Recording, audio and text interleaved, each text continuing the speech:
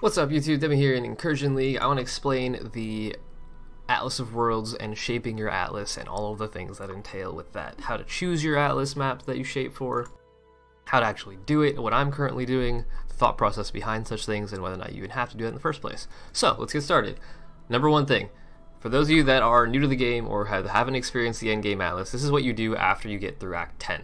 This is the endgame of the Path of Exile world, basically.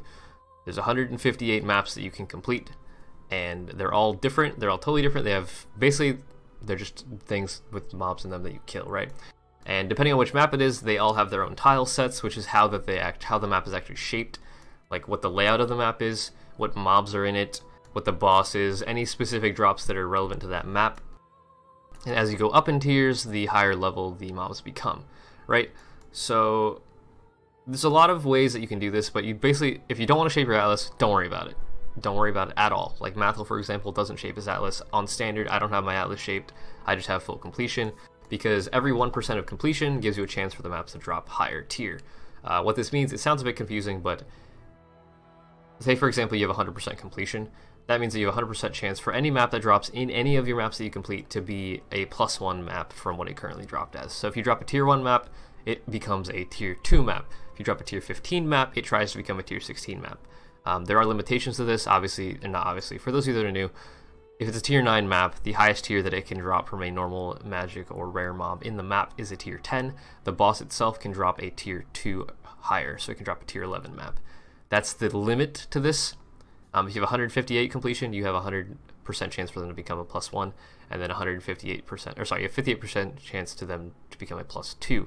That does not mean it can go above the limitations based on the tier of the map. But it does mean if you drop a tier 7 map in a waste pool, it'll have a chance to become a tier 9, stuff like that. So, what is my atlas strategy?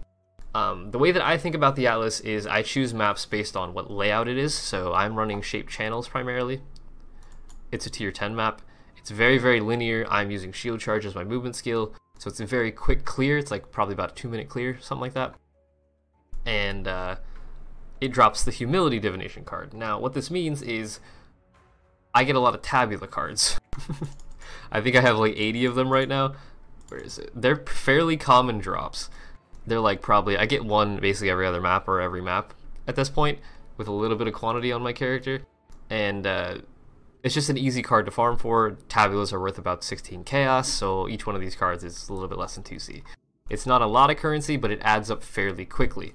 I've only been doing channels for a couple days and I have 80 of these. And I don't do that many maps. I do probably 40, 50, 60 maps a day. Not a lot.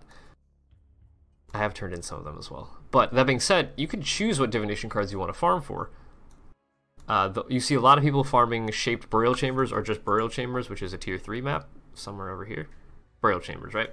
And this map can drop the Doctor. The Doctor is a divination card that gives you the Headhunter belt, but Headhunter is incredibly rare. It's considered by many to be a tier 0 unique, which is basically higher than tier 1. It's incredibly, incredibly rare. So the divination card has the same rarity as whatever it is on the card, right? Tabulas are not super rare, so my tabula cards are fairly common. Headhunters are very rare. The variation for getting a Headhunter card can be anywhere from like you're going to run 100, 200, 300, 400, 500 maps before you see one card. I've had people run 1,000 maps and not see a single Headhunter card. So if you're a more casual player, I don't recommend shaping for something like that because you're never going to see the card drop and you're going to get very discouraged and you're probably not going to want to play PoE anymore. So if you shape for something that's easier to get, such as a humility card or something else, like there's a million options on the wiki to pick from, right? And they also tell you where they drop in. So if you wanted to farm for something like, things that I recommend, stuff like the 6-link cards.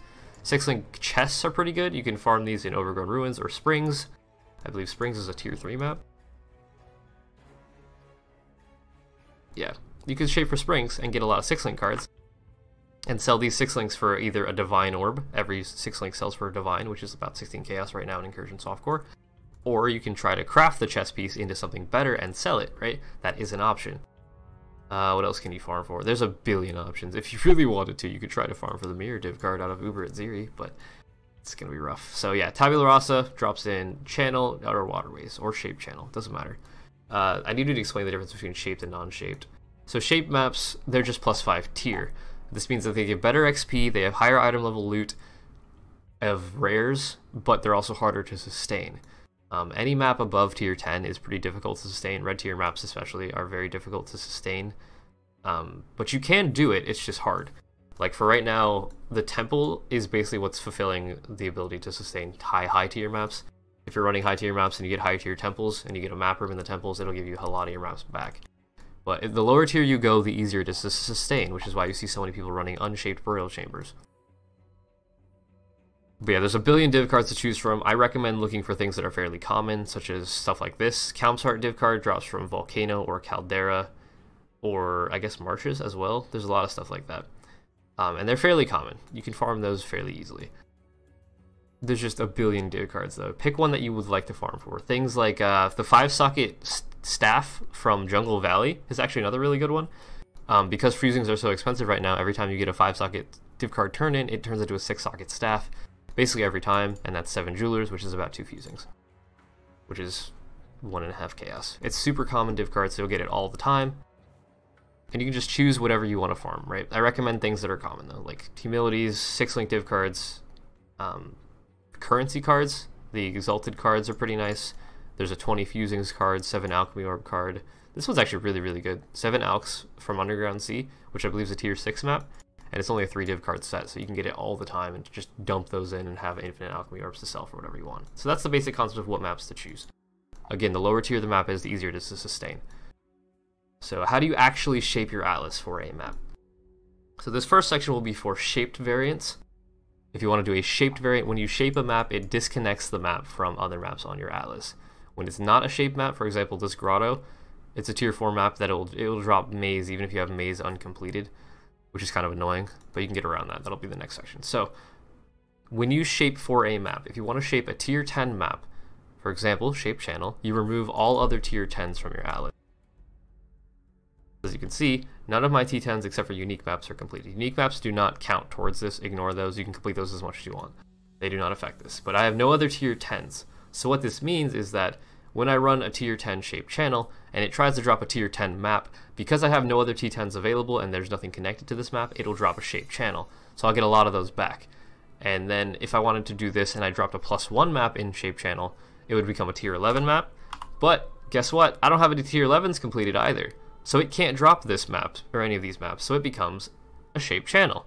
Same thing goes for one tier above that.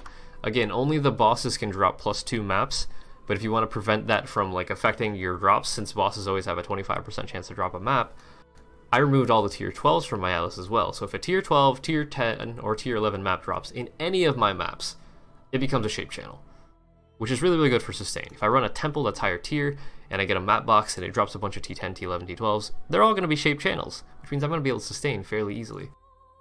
And this works for literally any map in the game. If you wanted to shape for T12 Torture Chamber, for example, I don't know why you would, but you could. You would remove all of the tier 12s, all of the T13s, and all the T14s, and you would be able to drop Torture Chambers constantly. Now the one drawback to this is that because this is an unshaped map, and it's still connected to Malformation, you will drop Malformations a lot instead of Torture Chambers because it's connected. Right? So to undo that issue, what you have to do is you have to turn this map into a higher tier version. If I wanted to do, for example, it's easier to explain on a lower tier map. Grotto, back to this example, it's tier 4 map. I'll remove all T4s, all T5s, all T6s except for Grotto, but that leaves one connected map, actually 2 connected maps. It'll leave Channel and Maze. How do I disconnect those? Even though they're not on my atlas completion, they're still connected, so they will try to drop. What you have to do is you shape these maps.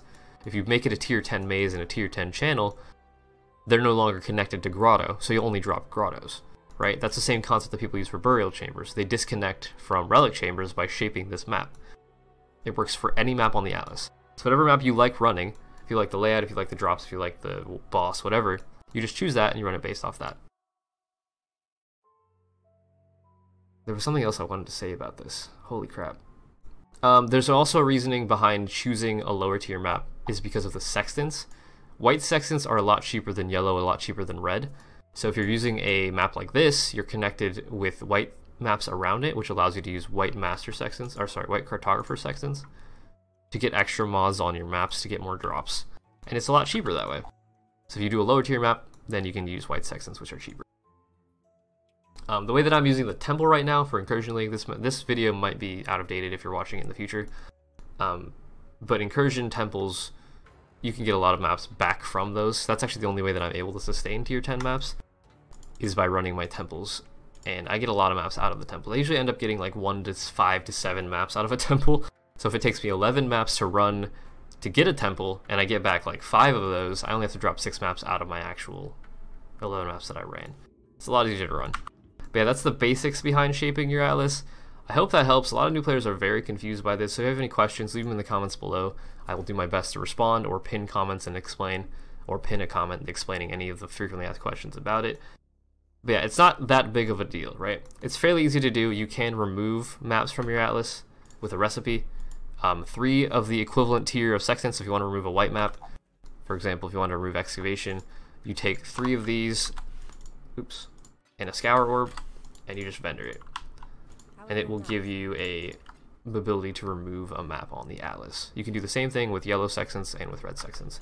There's also this. If you vendor 3 white sextants, you get a yellow back. So if you only have white sextants from running white maps, you can just like compile all of these together to get a bunch of yellows. Same thing with reds, same exact thing. It's a 3-for-1 recipe. It works with flasks, so it'll work with these as well. If you need reds, if you need yellows, whatever, you don't want to buy them. I think whites are the same price as yellows right now, maybe a little bit cheaper, so it might be better to not do that for this, but to condense into reds might be worth it. There's also an unshaping orb, which is, I believe, oh god, I think it's like 20 chisels and 3 regrets or something. Something weird like that. I don't remember what it is. Hang on, let's look at the wiki. Sorry for not having this one prepared. This is how you unshape maps if you fucked up your shaping bit, right? Oh god, where is it? It's so hard to find. This one, unshaping orbs. It's 20 chisels, 5 regrets. I was close. This allows you to unshape an atlas if you chose the wrong one, and then you can just go back to Xana and get your orbs. A lot of people also ask how you get Shavers Orbs. Just complete your Xana missions after you finish Act 10. There'll be one to go talk to Xana. You talk to her, and I believe the first one is just explore Shaper-influenced maps. So you'll run maps, and then these little splotches will appear, and then you'll run those maps to find the first couple pieces of your atlas, right? Your memory fragments and whatnot. But yeah, I hope that helps a lot. If it does, leave a like, leave a comment, subscribe to the channel if you haven't already. Check out my Twitch stream if you want to watch me do this sort of stuff live or ask me questions. Feel free to come over and hang out. And if you want to support what I do, my Patreon is linked below, as well as my sponsor, Humble Bundle. Humble Bundle sells games.